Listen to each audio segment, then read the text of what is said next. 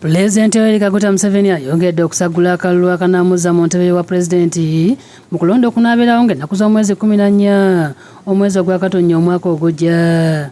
Pulezidenti akyali mu bitundu bya West Nile ng'azibye mu disitulikiti y'e Maracha ne Koboko nga werekeddwako Maama Jendi Kataaya Museveni nga baaniziddwa mu ssanyu.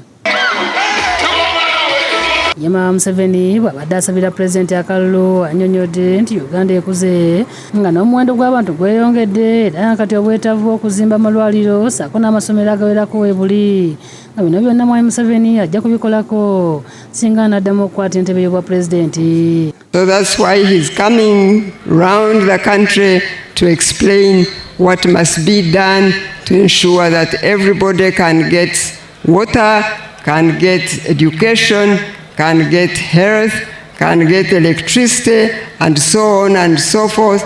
That's how Uganda will truly become a modern nation. Maama Jendi akoodde abalonzi okukeera mbungi ku lunaku olw'e14 bayire Pulezidenti Museveni akalulu. So make sure that you will vote. Make sure that nobody stays in the house on the day of voting. Vote for President Museveni, vote for the whole NRM team.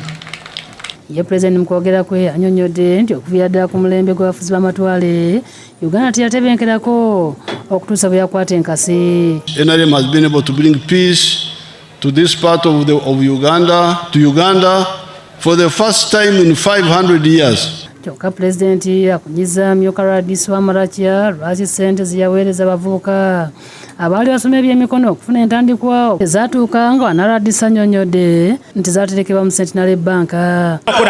After the anthems, you move around, open for them, they pass here, they get a contact, we are going to follow up and catch those who stole the money.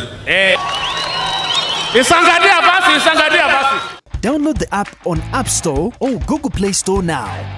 Vision Digital Experience, the future of media.